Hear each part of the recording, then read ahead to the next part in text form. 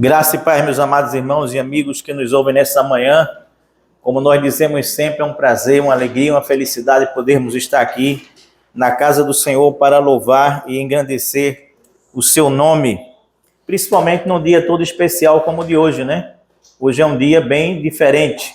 Mas antes da gente falar um pouco desse dia diferente, eu quero lembrar aos irmãos que nós temos um tema que nós estamos vivendo esse ano. Qual é ele mesmo? Vivendo a missão. Vivendo a missão. E nós temos também um lema, né? Quem lembra do lema? Ainda não, né?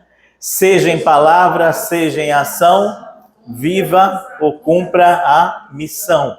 E o respaldo bíblico que nós temos para isso é o texto que nós encontramos em Colossenses capítulo 3, versículo 17, que diz: e tudo quanto... Vamos ler juntos?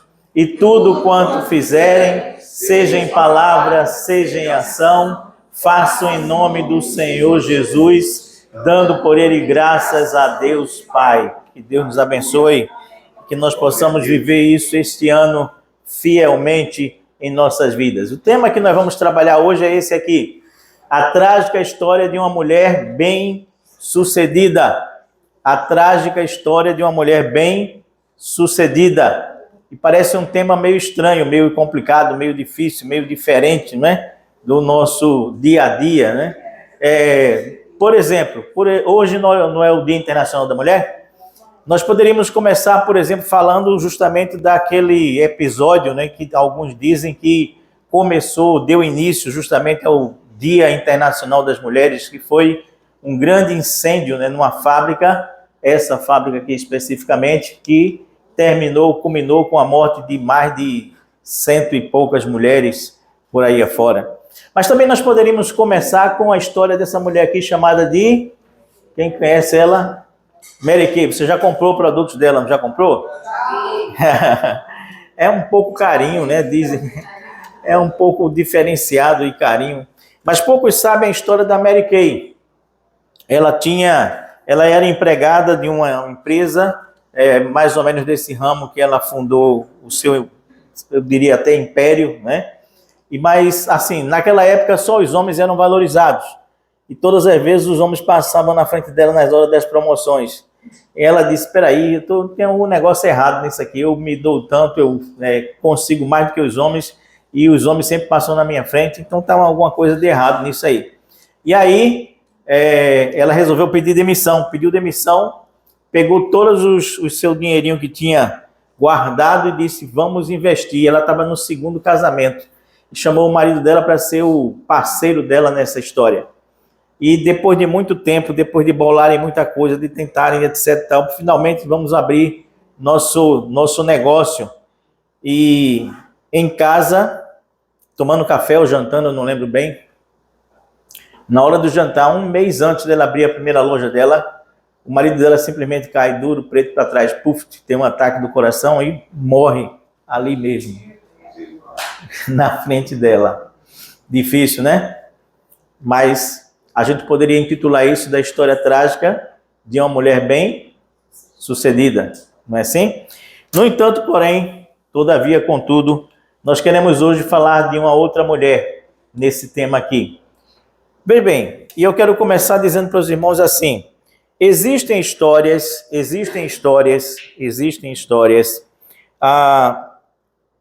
que só poderiam estar na Bíblia, em nenhum outro canto mais. Existem histórias que, mesmo estando na Bíblia, é difícil da gente acreditar que aquela história está na Bíblia. Porque, como Moisés disse, a Bíblia é sempre muito cruel, dura. Ela revela as coisas como elas são. E existem histórias que, mesmo estando na Bíblia, parece que nunca estiveram lá. Se eu perguntar, por exemplo, aos irmãos assim, quem foi Rispa? Quem aqui consegue me responder com segurança quem foi Rispa? Rispa. Fora quem esteve comigo no acampamento de carnaval, que sabe quem é Rispa, né? Foram 2 pessoas daqui da igreja. Muito bem. Vê bem, Rispa, ela é protagonista de uma das histórias mais trágicas e cruéis que existe na Bíblia. Não tenho a menor dúvida disso. O seu nome em hebraico significa carvão aceso, brasa viva, pedra quente. Mosaico também poderia ser uma outra tradução, que parece, na verdade, assim, que ela foi partida e transformada num mosaico. Carvão aceso, talvez porque, na verdade, significa assim, aquela pedra viva que teima em continuar viva, apesar das circunstâncias, apesar das dificuldades que existem.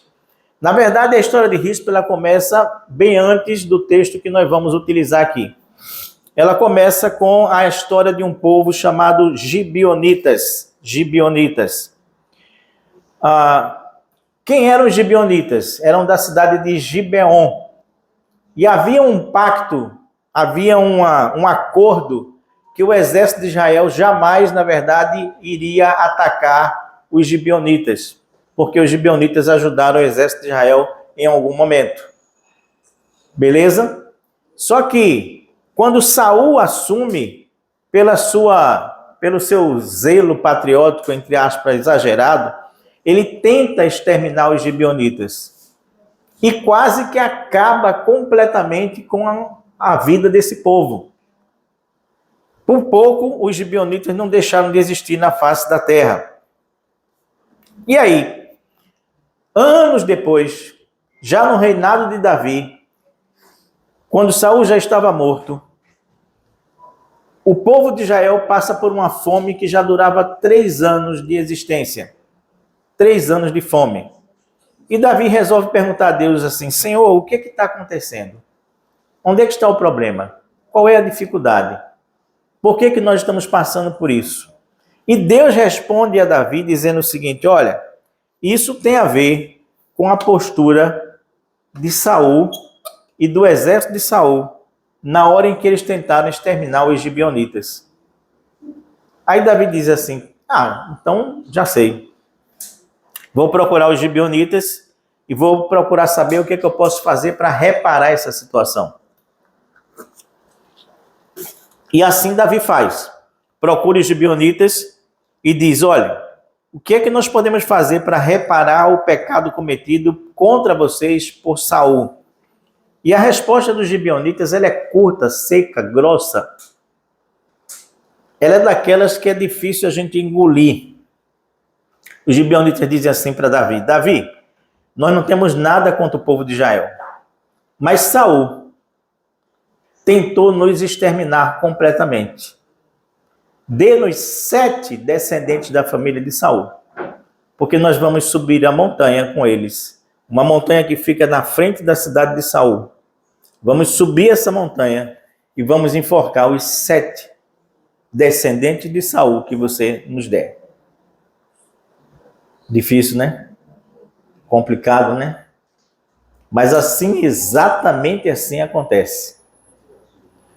E Davi, vendo que não tinha saída, que não podia voltar atrás, que não dava para recuar diante dessa situação, ele diz: eu farei o que vocês me pedem.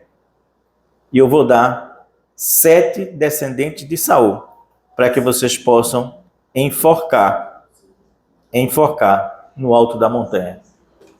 E Davi assim o faz. Ele entrega 7 netos de Saul para serem enforcados. Ele livra o filho de Jonatas. Lembra que Jonatas era filho de Saul e tinha um pacto com Davi de que, na verdade, acontecesse o que acontecesse, Davi cuidaria da família dele, se por acaso ele morresse. E ele tinha morrido. Então Davi livra Mefibosete, que é filho de Jonatas, mas entrega 7 netos de Saul para serem enforcados. Isso está em 2 Samuel, capítulo 21, versículo 6. Esses 7 descendentes de Saul enforcados deveriam ficar com seus corpos expostos no alto da montanha. Ninguém deveria enterrá-los.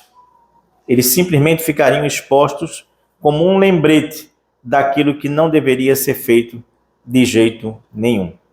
E assim acontece. Lá no alto da montanha, os 7 são enforcados de uma só vez. De uma só vez.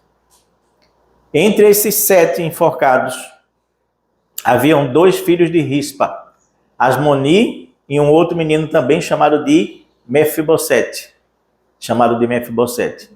E 4 filhos de Merabe, que eram 5 filhos de Merabe, que era uma outra filha de Saul também. Logo, esses outros também eram netos de Saul. Aqui a gente para e aprende logo uma primeira lição, né? Às vezes, nós pagamos muito caro pelos pecados dos outros. É ou não é?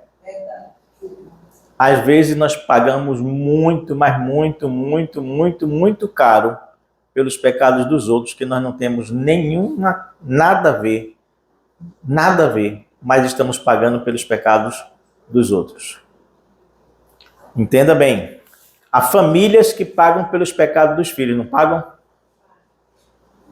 Há famílias que sofrem incansavelmente porque um filho cometeu um determinado erro que não tem como reverter essa tragédia de jeito nenhum. Assim acontece muitas vezes.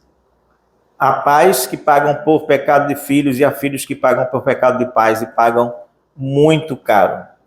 Mas entenda bem, até aqui nós apenas contextualizamos a história de Rispa. Esse é o contexto, esse é o pano de fundo. Vamos ver então o que acontece ou qual é a reação de Rispa a essa tragédia que se abate sobre sua vida. Convido você a abrir a sua Bíblia comigo em 2 Samuel, capítulo 21, onde vamos ler a partir do verso de número 10. Vamos lá. Diz assim: Então Rispa, a mãe de 2 dos enforcados, filha de Aiar, forrou uma rocha com pano de saco e ali se assentou, desde o início da colheita até a chuva cair do céu, para guardar os corpos dos seus filhos, evitando assim que as aves de rapina os devorassem de dia e os animais selvagens de noite. Quando Davi soube da atitude de Rispa, filha de Aiá, concubina de Saul, mandou uma ordem aos homens de Gibe e Gileade para que trouxessem os ossos de Saul e de Jonatas. Deixe-me ler só até aqui e depois a gente prossegue com o restante. Pai bendito e Deus de amor, nós estamos buscando a Tua presença nessa hora e queremos Te agradecer muitíssimo pela Tua palavra, Pai. Tua palavra que ela é a verdade. Uma verdade que pode ser dura, difícil, complicada, como essa história que nós estamos contando hoje. Mas é a verdade. Nós te agradecemos, Pai bendito, porque a Tua palavra, a Bíblia, não esconde erros de ninguém, seja quem for. Mesmo daqueles que são considerados heróis na Bíblia, os erros deles não são encobertos, não são guardados, mas são revelados e mostrados para nós como exemplo daquilo que não deve ser feito. Então, Pai bendito e Deus de amor, quando nós nos aproximamos de um texto como esse, nos ajude a tirar lições que sejam importantes para a nossa vida hoje. Lições que nos ajudem a superar tragédias, dificuldades, problemas, que nós possamos transformar verdadeiramente tragédias em vitórias no nosso viver, Pai. Fica conosco nesse dia. Que o Teu Divino Espírito Santo tome conta desse espaço. Que a voz dele seja ouvida. Que, Pai bendito, nós possamos sair daqui com a certeza de que tivemos um encontro contigo. Fica conosco, Paizinho Santo e Deus de amor, porque nós te oramos em nome de Jesus. Amém. Quais lições nós podemos tirar desse texto bíblico que parece tão difícil de se tirar qualquer lição possível? Porque ele é muito cru, muito trágico, cruel, na verdade. Primeira lição que eu gostaria de trazer para os irmãos é essa daqui. Sempre haverá alguma coisa a fazer, mesmo quando não há nada a fazer para reverter as tragédias da vida. Vou dizer de novo. Sempre há alguma coisa a fazer, mesmo quando não há nada para se fazer, para se reverter as tragédias da vida. É ou não é verdade, meus queridos irmãos? O texto bíblico no versículo 10 diz assim: ali se assentou desde o início da colheita até cair a chuva do céu, para guardar os corpos dos seus filhos, evitando assim que as aves de rapina os devorassem de dia e os animais selvagens de noite. Veja bem, dado que a tragédia ou as tragédias da vida muitas vezes caem sobre nós, e é verdade isso, pouco há ou quase nada há a fazer para que a gente possa reverter as tragédias. É verdade ou não é? Vamos supor que um camarada pega um carro, começa a andar a 100, 120 por hora, 200 km por hora nessa estrada daqui de onde nós moramos, na verdade, e de repente haja um acidente com ele, ele perca as duas pernas. Tem como ele recuperar as duas pernas que ele perdeu? A tragédia se estabeleceu, não se estabeleceu? Há como reverter essa tragédia? Não, não há como reverter essa tragédia de jeito nenhum. Porém, há maneiras diferentes de nós encararmos e enfrentarmos as tragédias da vida. Concorda comigo? Nós podemos sucumbir à tragédia ou nós podemos resistir às tragédias. Concorda?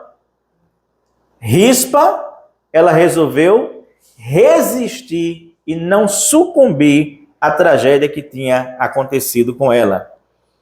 Ela não permitiu que a tragédia se tornasse pior do que já estava. Existia alguma coisa pior do que perder 2 filhos enforcados e não poder nem enterrar esses filhos, nem dar um enterro digno aos corpos que estavam ali naquele instante? Havia só uma coisa que ela podia fazer: guardar aqueles corpos mortos de serem consumidos pelos animais selvagens e pelas aves de rapina que ali estavam diante dela. Agora, meus queridos irmãos e amigos que me ouvem nessa manhã, o texto bíblico ele diz uma coisa muito interessante. Ele diz assim: olha, ela começou a fazer isso, a empreender essa luta no alto da montanha, colocando um pano, se sentando, ficando vigiando aqueles corpos, no início da colheita da cevada. E só parou de fazer isso quando a chuva caiu. Você sabe quanto tempo foi isso, meu querido irmão? Pelos cálculos dos estudiosos, 5 a 6 meses. 5 a 6 meses. Dá para ter uma ideia da tragédia da vida de Rispa? 5 a 6 meses simplesmente guardando aqueles corpos no alto da montanha para que as aves e os animais não consumissem aqueles 2 corpos dos 2 filhos dela. Foi isso que ela fez. Imagina só, realiza, tu no alto de uma montanha, com 2 corpos mortos de lado, tentando tanger com pau, com vara, alguma coisa que pudesse, na verdade, afugentar aqueles animais de chegar perto do corpo dos seus 2 filhos. O que Rispa estava fazendo naquela hora era tentar não deixar que aquilo que já era uma tragédia se transformasse ainda numa tragédia maior, que seria ela ver os corpos dos seus 2 filhos sendo comidos, consumidos por aqueles animais. Ou seja, ela estava numa luta insana para não deixar que a tragédia fosse pior do que já era. Agora você imagina contra quem mais Rispa estava lutando. Não só era contra as aves de rapinas e os animais selvagens, mas era também contra os seus próprios monstros interiores. Imagine, por exemplo, quantas vezes Rispa não pensou em vingança. Ou vocês acham que ela não pensou em vingança? Imagine quantas vezes ela não pensou em suicídio, porque ela deve ter pensado em suicídio. Imagine quantas vezes ela não pensou, na verdade, em injustiça. O que é que eu tenho a ver com aquilo que Saul fez lá atrás, para que eu esteja pagando esse preço tão alto como eu estou pagando aqui agora? O que é que eu tenho a ver com isso? Por que tinha que ser os meus 2 filhos e não outras quaisquer pessoas por aí? Imagine quantas vezes ela não pensou na sua própria dor, na sua própria angústia, em desistir de tudo, em culpar o rei e culpar até o próprio Deus pela tragédia que tinha acontecido na sua vida.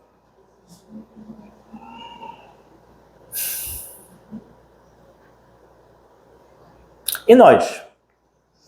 Como é que nós temos enfrentado as tragédias da vida? Essa não é uma boa pergunta? Imagina um indivíduo que foi abusado na sua infância por algum parente, por alguma pessoa que ele amava, que traiu completamente a sua confiança. Sabe como é que o abusado, ele deixa que a tragédia da vida dele, que já foi ser abusado, se tornar pior? Quando ele pensa assim, nunca mais na minha vida eu deixarei qualquer pessoa tocar no meu corpo. Aí ele não só sofreu a tragédia, mas ele está deixando que as aves de rapina e os animais selvagens consumam aquilo que restou da tragédia. E pior ainda, muitas vezes o abusado ele se torna abusador. É comum que isso aconteça também. Imagine, por exemplo, alguém que foi traído. E esse alguém que foi traído diz assim: de agora em diante eu vou trair também. Eu vou fazer o mesmo que fizeram comigo. Porque o mundo é desse jeito, porque a vida é dessa maneira, porque a forma de viver mais correta é essa. Bateu, levou. Eu bati, agora eu vou... Aliás, eu levei, agora eu vou bater. Como é que nós temos encarado as tragédias de nossa vida? Eu fui enganado? Agora eu vou enganar. Quando nós fazemos isso, nós estamos diante de umas situações em que a gente deixa que as aves de rapinas emocionais e os animais selvagens que vivem dentro da gente consumam o restinho de ser humano que existe dentro de nós. Entende o que eu estou lhe dizendo? Vê bem, quando você se entrega ao cinismo porque você sofreu um abuso qualquer e você repete o erro que foi cometido contra você, você termina por abandonar a vigília e deixar que a barbárie devore a sua essência.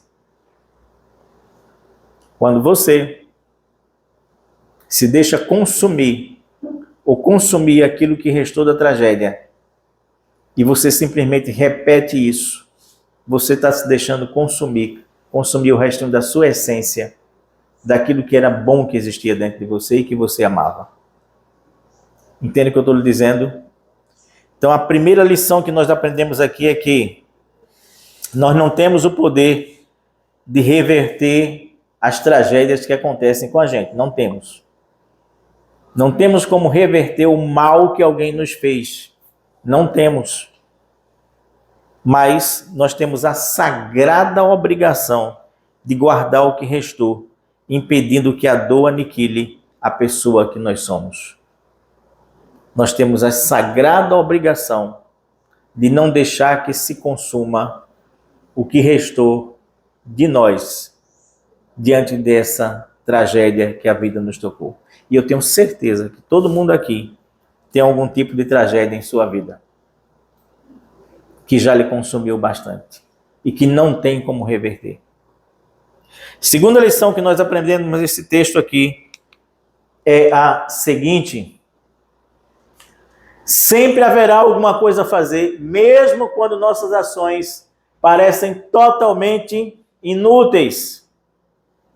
Sempre há alguma coisa a fazer, mesmo quando nossas ações parecem totalmente inúteis. Mesmo versículo 10 que nós citamos anteriormente, diz assim: para guardar os corpos dos seus filhos, evitando assim que as aves de rapinas os devorassem de dia, os animais selvagens à noite. Sinceramente, meus irmãos, sinceramente, num primeiro momento, não parece que aquilo que Rispa estava fazendo é algo completamente inútil? Sim ou não?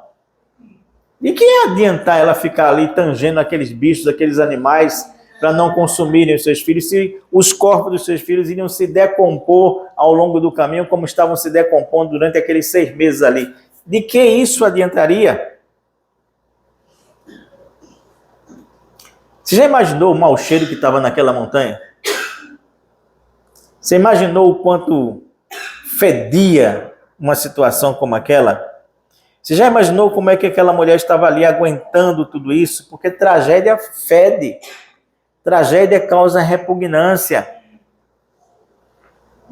Tragédia nos consome, nos consume. Tragédia produz aversão. Tragédia produz distanciamento. Nós queremos nos distanciar da tragédia. Mas tragédia também requer fechamento. E era isso que Rispa queria. Ela queria dar um fechamento àquela situação. Ela não queria deixar os corpos dos seus filhos expostos ali ao léu, sem um fechamento daquela história, daquela situação. E eu fico pensando muitas vezes assim, que tem gente que gosta de fazer da sua tragédia um espetáculo, não tem? Tem gente que gosta de expor a tragédia pela qual ela está passando. Isso é terrível. Tem gente que gosta de conservar a tragédia e não fechar a tragédia, mas torná-la um espetáculo público. Você já viu, por exemplo, pais que perdem filhos e conservam o quarto dele onde ele morava exatamente igual como era? Como se aquela pessoa fosse voltar para residir ali, morar ali. E deixa camisas, roupas dentro do guarda-roupa, cama do jeito que era, enfim, livros do jeito que estavam, objetos do jeito que estavam. São pessoas que, em vez de colocarem um ponto final na sua tragédia, estão fazendo o quê? Alimentando mais a sua tragédia. O seu sofrimento, a sua dor, a sua angústia. Aquela mulher, ela queria enterrar dignamente a sua tragédia. Enterrar os filhos seria enterrar dignamente a sua própria tragédia de vida, a sua dor, o seu sofrimento. Aquela ação solitária que parecia não ter nexo, parecia loucura, na verdade fazia todo sentido, não fazia sentido externamente, mas fazia sentido internamente. Por isso que Rispa fez o que fez. Aquela ação, aquela atitude, aquele gesto inútil mudou não somente a história daquela mulher, mas mudou a história de uma família inteira e mudou a história de um país inteiro. Ou seja, ela termina por mudar a história de Saul, a história de Jonatas, a história dos 7 netos e a história do próprio país em si, com o que vai acontecer no destino final. Ou seja, veja bem, muitas vezes parece que o que você está fazendo é absolutamente inútil. Você está com alguma tragédia na sua vida? Às vezes não parece inútil você procurar um pastor? Para que eu vou procurar pastor? O que pastor vai me ajudar? Ou então, para que eu vou procurar um psicólogo? Em que psicólogo vai me ajudar? Ou então, para que eu vou procurar um irmão para confessar os meus pecados, os meus erros, a minha tragédia? Para que eu vou fazer isso? Irmão não pode me ajudar em nada? Isso parece inútil. Como parecia inútil, Rispa está todo dia, toda hora, todo instante, tangendo o bicho, lutando contra uma situação que, na verdade, era caótica na vida dela. Entende o que eu estou lhe dizendo? Mas entenda bem a lição que eu estou colocando aqui para a gente nessa manhã. Sempre haverá alguma coisa a fazer, mesmo quando nossas ações parecem absolutamente inúteis. Você está lutando contra o quê? Você está no alto da sua montanha lutando contra o quê? Você está no alto da sua montanha lutando desesperadamente contra o quê? Os seus esforços estão parecendo absolutamente inúteis, que você não vai conseguir fazer nada, não vai ter resultado nenhum. Não perca a esperança. Lembra da mulher que deu os centavos que Moisés colocou lá de dízimo, né? Não parecia alguma coisa inútil? Ela deu centavos. Para o tempo poderia parecer absolutamente inútil, mas diante de Deus pareceu a maior de todas as ações possíveis daquela tarde que Jesus estava ali. Terceira coisa que nós podemos aprender desse texto. Primeira coisa foi mesmo o quê? Quem lembra ainda? Sempre haverá alguma coisa a fazer, mesmo quando não há o que fazer, para reverter as tragédias da vida. Segunda coisa é, sempre haverá alguma coisa que fazer, mesmo quando nossas ações parecem absolutamente inúteis.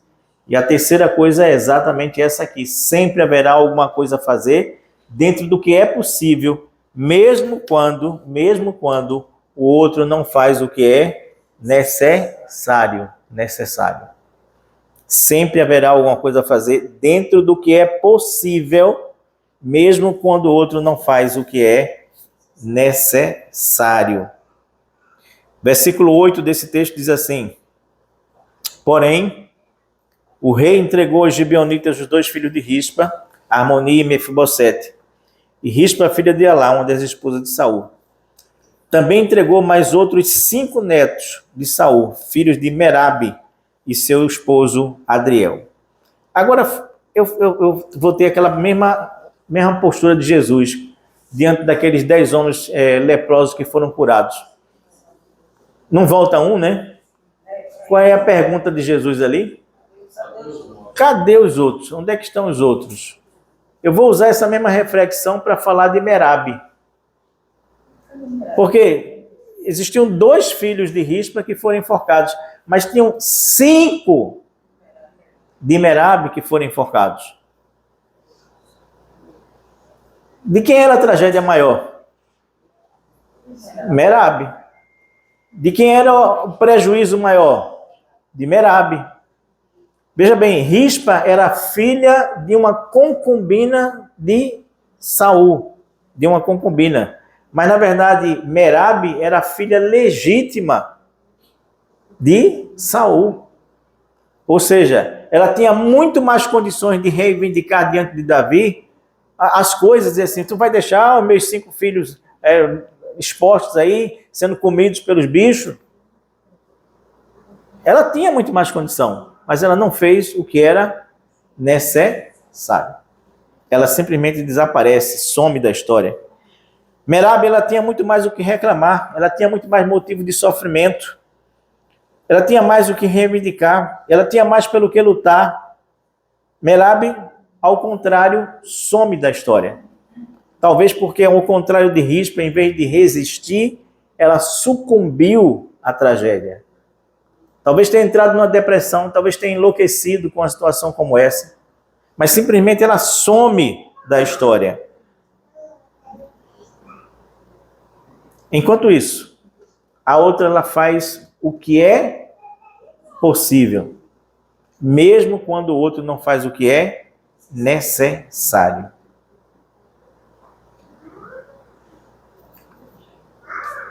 Aqui tem um pormenor. Qual é o pormenor? Eu já vi muita gente não fazer o que é possível, porque simplesmente o outro não fez o que era necessário. Eu já vi muita gente não fazer o que é possível, porque simplesmente o outro não fez o que era necessário. E aqui eu vou dar um exemplo bem clássico, bem emblemático disso. Tem muita gente que está carregando um trauma enorme sobre si hoje, porque simplesmente o outro não veio lhe pedir perdão. Não tem isso? Alguém chega, lhe ofende, lhe magoa, faz você sofrer, provoca uma tragédia na sua vida. Aí você fica arrasado, acabado, desiludido. Às vezes você deixa a igreja porque o outro não veio lhe pedir perdão. Não, foi eu que fui ofendido, sou eu que estou sofrendo. Então, se o outro não vier lhe pedir perdão, você vai carregar aquela culpa para o resto da sua vida? Tu foi abusado. O abusador ele não vem te pedir perdão. Aí tu vai pagar com o teu sofrimento, com o teu trauma a vida inteira porque o outro não veio te pedir perdão? É isso? É isso que é isso aqui. É não fazermos o possível porque o outro não fez o que era necessário.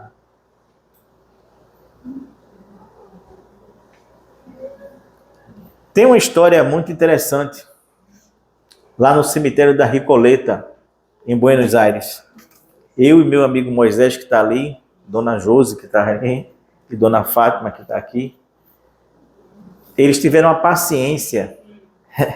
Nós estávamos de férias, né? 2014, de férias resolvemos ir para Buenos Aires no meio do ano, enquanto o pessoal estava vindo para a Copa aqui, a gente estava viajando para longe da Copa aqui, ainda bem, né? Porque teve aquele 7-1, foi uma tragédia, né? A tragédia das tragédias. Mas esses meus amigos, eles tiveram a paciência de aguentar fazer comigo um passeio que não é um passeio comum. Eu disse para eles, quando a gente estava planejando a viagem, olha, eu quero ir no cemitério da Recoleta, porque eu quero ver alguns túmulos lá, mas pelo amor de Deus, como é que você vai viajar para um lugar para ver túmulo? Como é que se faz um negócio desse? Como é que se faz uma história dessa? E é o lugar onde tem o túmulo de Evita, enfim, um bocado de coisa lá. Mas eu não queria ver nada disso, não. Eu queria ver um túmulo específico, eu queria tirar uma fotografia desse túmulo específico. De um sujeito que foi uma espécie de governador lá de Buenos Aires e a mulher dele. Só que a mulher dele era muito perdulária, gastava pelos cotovelos, coisa que é incomum nas mulheres, né? O que foi que esse homem fez? Cortou. Não dou mais dinheiro nenhum aqui, senão eu vou terminar pobre aqui. Cortou. E ela cortou a fala com ele. Nunca mais na vida falou com ele. 30 anos de casamento, os dois juntos, na mesma casa, e ela sem falar com ele. Quando ele morreu, ela mandou construir o túmulo dele. Esse cemitério é marcado por ter túmulos que não são túmulos normais, né? É verdadeira obra de arte, mausoléu. Coisa do tamanho aqui dessa sala aqui, por exemplo, né? E lá fica o lugar onde eles colocam os mortos lá dentro. Tem a estátua desse homem, parecendo aquela estátua de Abraham Lincoln, sentado numa cadeira, numa poltrona bem grande, né? E ele voltado para o lado de fora do cemitério. O túmulo dele é voltado para o lado de fora do cemitério. Tudo bem. Mas depois ela morreu, né? Não ia ficar para semente, terminou morrendo. Só que ela fez uma coisa interessante. No testamento dela, ela disse assim, olha, vocês vão construir meu túmulo também, meu busto, né? Aí tem o busto dela lá também, né? Do jeito que tem o dele, tem o dela também. Agora ela deixou com uma ordem bem específica. Qual foi a ordem específica que ela disse? O túmulo dele está para lá, o meu vai ficar para cá.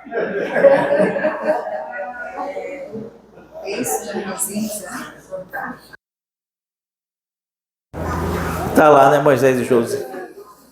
Moisés e Josi fizeram esse passeio comigo. Eles descascaram meu couro, né? dizendo o tempo todo, o que é que você está fazendo aqui? Mas eu cheguei lá, eu me digo, rapaz, é verdade mesmo. Eu fiquei tão contente de ver aquilo. Eu digo, que lição de vida eu vou levar para as minhas ovelhas algum dia. O dia chegou, hoje. Vê bem, quando você não perdoa nem depois de morto,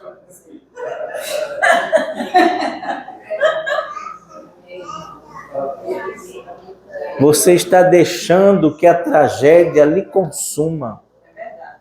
Que as aves de rapina e os animais selvagens comam o restante que sobrou de você de bom. Porque simplesmente você não fez o possível, porque o outro não fez o que era necessário. Entende? É exatamente isso. Meu irmão, há sempre alguma coisa a fazer. Mesmo quando a gente não tem nada a fazer para reverter as tragédias. Meu querido irmão, há sempre alguma coisa a fazer, mesmo quando as nossas ações parecem completamente inúteis. Meu querido, há sempre alguma coisa a fazer dentro do que é possível, mesmo quando o outro não faz aquilo que é necessário. Você vai carregar a tragédia com você para o resto da sua vida? Você vai carregar os traumas mortos dentro de você e você ressuscitando eles o tempo inteiro? Tem alguma pessoa que quando você lembra dela, você lembra com uma mágoa extremamente grande, porque o que ela fez com você foi muito duro, difícil e complicado? Tem? É hora de você começar a rever as possibilidades do que fazer, mesmo quando você não consegue mais reverter a tragédia que aconteceu em sua vida. Eu quero concluir dizendo o seguinte: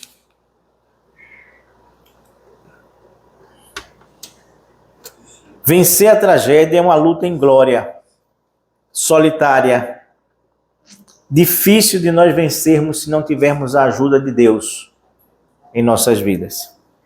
Não tente vencer uma tragédia sozinho.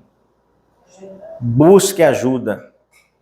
Procure um meio, procure um caminho para você não ficar para trás preso na tragédia da vida.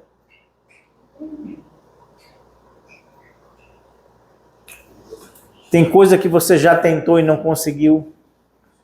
Tem coisa que parece que você não tem força nenhuma para vencer, para superar. É hora de você ter a mesma atitude que Rispa teve. Estou trazendo Rispa hoje no Dia Internacional da Mulher. Porque ela é uma ilustre desconhecida, mas ela tem grandes lições de vida para nos ensinar. Muito. Vê bem. Faça como Rispa. Lute, lute, lute, lute. Brigue contra as aves de rapinas, contra os animais selvagens que tentam devorar o que sobrou de melhor que existe em você. Porque a tragédia não tem mais o que a gente fazer. Lute dia e noite, como aquela mulher lutou dia e noite, para superar a tragédia. Porque a superação da tragédia é uma luta cotidiana, diária, permanente, contínua. Veja bem, lute para preservar aquilo que lhe restou pós-tragédia. A Rispa só restou 2 corpos de filhos se decompondo, mas ela lutou para preservar aquilo que era possível ainda preservar. Lute para preservar a sua dignidade. Você não é o responsável pela tragédia que aconteceu com você. Entendeu? Lute para preservar a sua dignidade. Você não é responsável porque você foi abusado, por exemplo. Para que você vai sofrer a vida inteira? Já não bastou o próprio abuso lá na infância? Lute para preservar a sua vida. A sua vida não pode acabar junto com a tragédia. Lute para preservar a sua saúde mental. Você não é o louco, o doido que as pessoas pensam que às vezes mesmo você pensa. Lute para preservar a sua saúde espiritual. Não culpe a Deus pelas tragédias que aconteceram na sua vida. Deus não é responsável por isso.